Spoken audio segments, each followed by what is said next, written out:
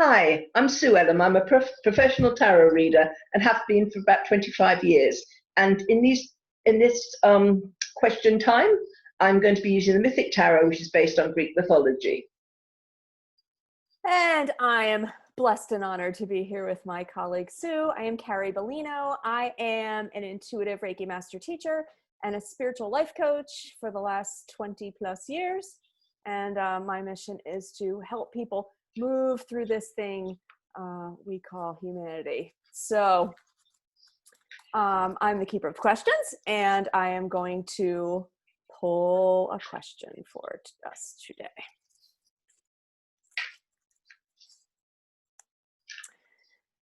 Today's question is, drum roll please, how do I cope with impatience? I've done so many readings, and when people pick the card for patience, I always they roll their eyes. Right. Yeah. And some of my clients pick it every time, and they go, oh. That's a big one I get too. Yep. And being an Aries, it drives me nuts because I am all about doing and getting and going and creating. So. My mum was an Aries, I understand. Yeah, bless us. No more needs to be said.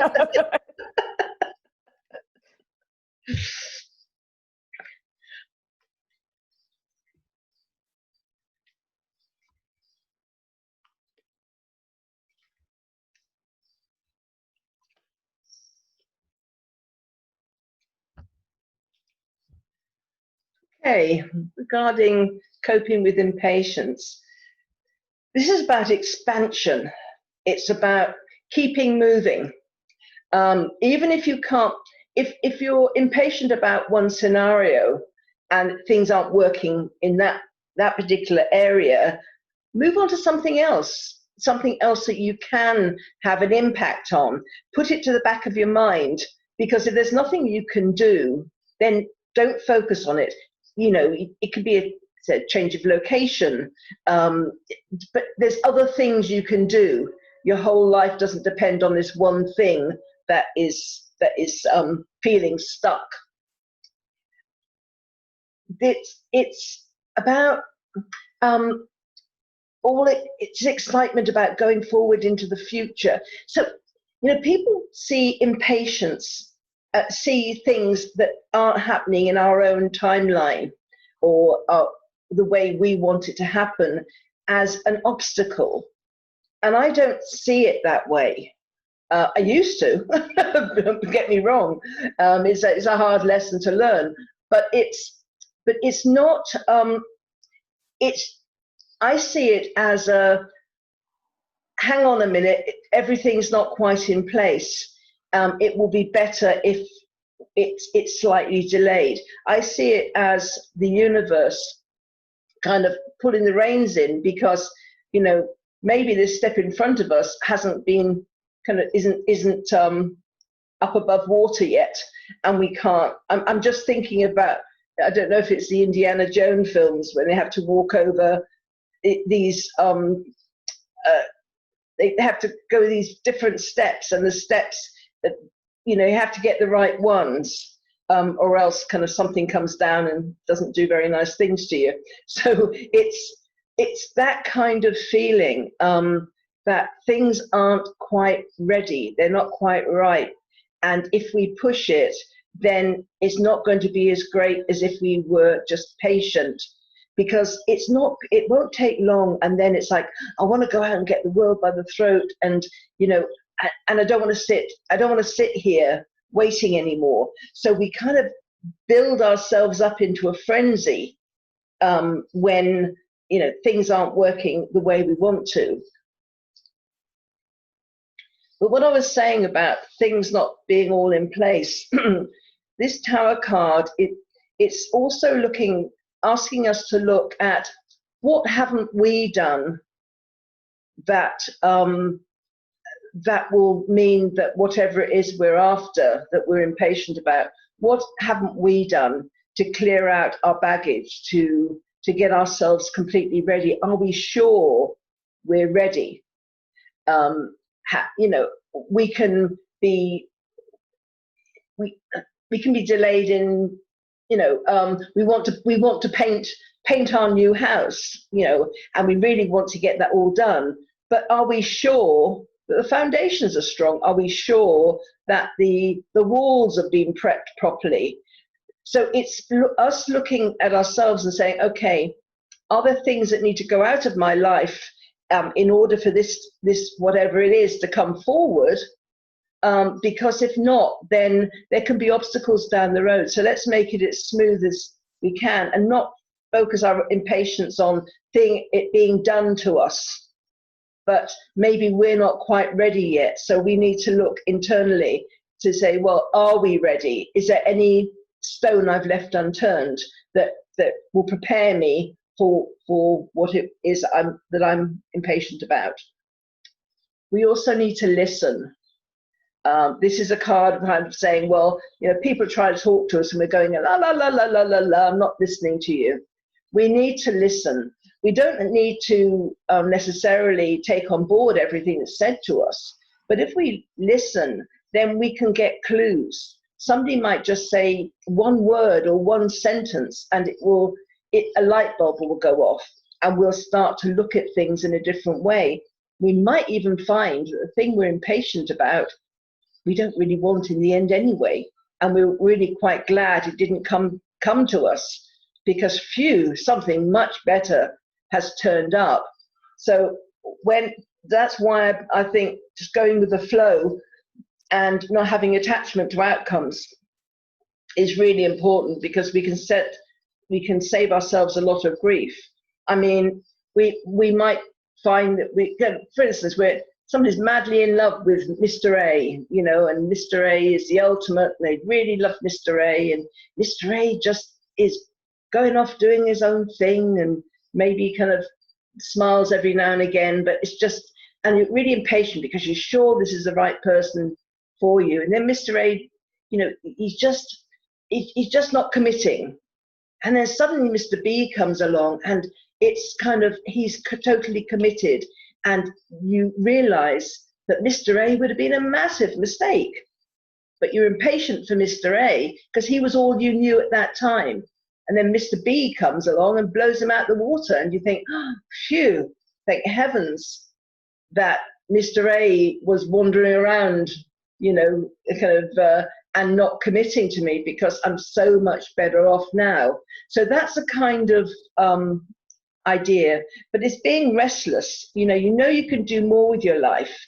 And yes, and I think every one of us can, but there's this restlessness, and we have to make sure that, again, this is the very beginning of it. So the fire is lit, it's like a match is being lit, and the forest fire of knowing where we're going hasn't turned up yet. It's the early stages.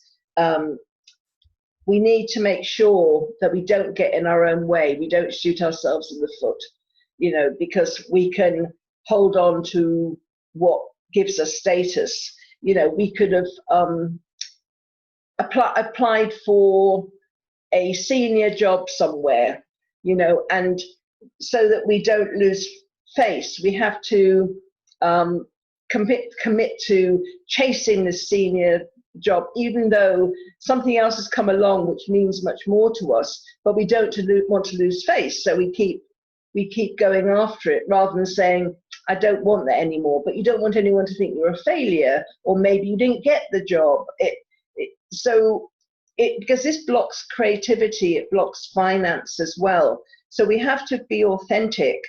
And even if, you know, the senior, you know, the CEO of a massive corporation, you suddenly throw it up and go to become an artist and zoom off to Europe somewhere into the mountains.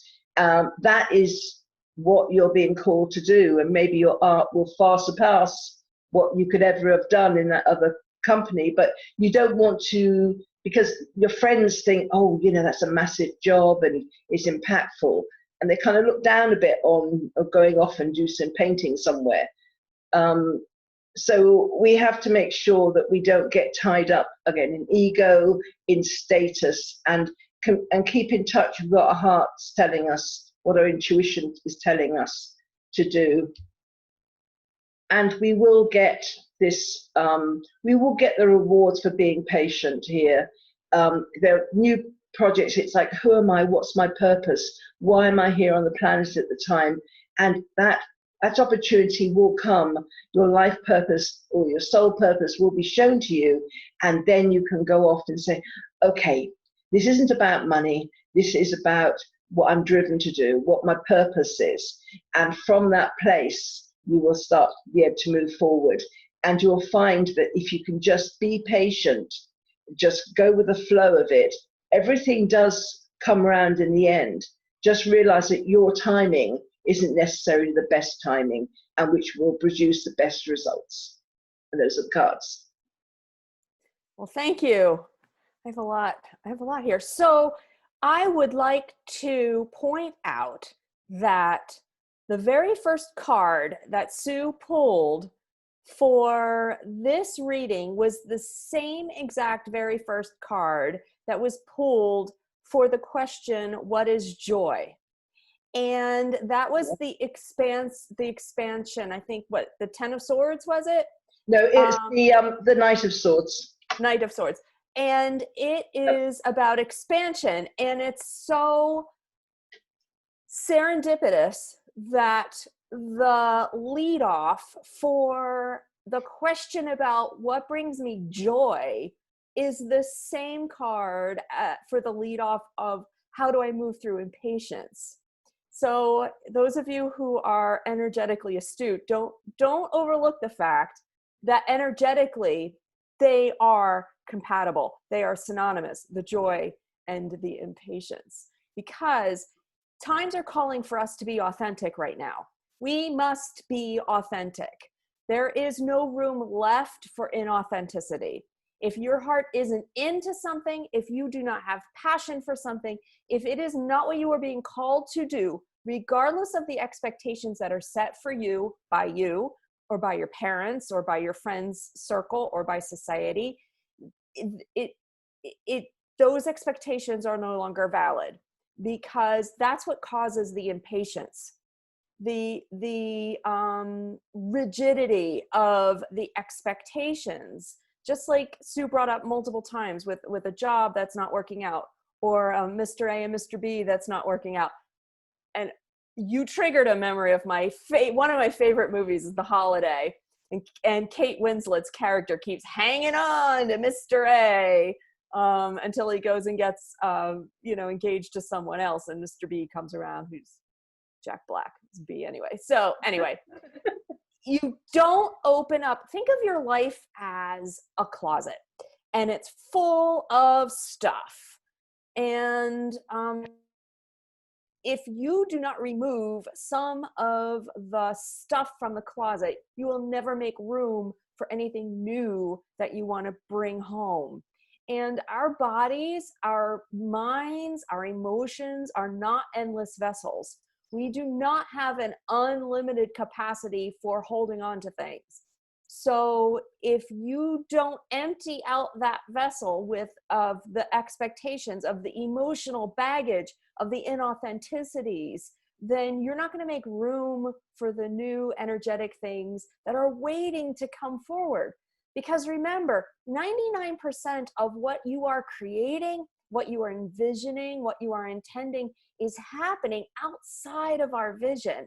It's not till it shows up in that final 1% that we see the end result of all of the networking or the energy or the prayer of the becoming authentic, all of those things that are happening behind the scenes. So our impatience is sometimes just a nudge that things are happening, and it gets exciting. But it's very important that you hold the momentum for what you're creating in that 99%, so that you can actually see the fruition of what you've been intending. And that was everything on my notes. Yeah, Did it that, verbatim. that was a very good summation. And funny enough, I also thought about that first card being what is joy as Yeah, well. I saw your smile. I figured Yeah, you did. so I'm glad you picked up on that one. Yeah. Because yeah, joy is about being at peace, isn't it, as well?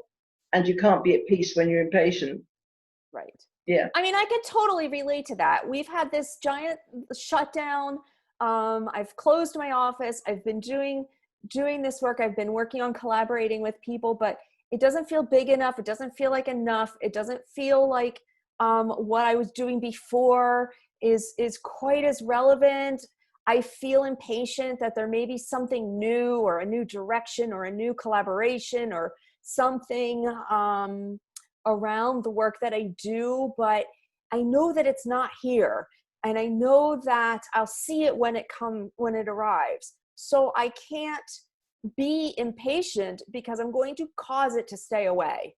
So I am trying to just be as authentic as I can until the new thing shows up, if it's here, if it's right.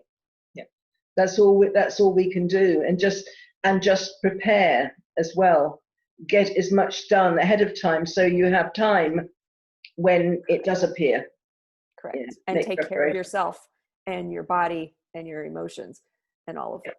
Yeah, absolutely. Well, I hope that's been helpful to everybody. And what was the question again, just in case anyone's forgotten amongst our chat? How do I cope with impatience? And there you have it. Okay, thanks. Bye. Thank you, everyone.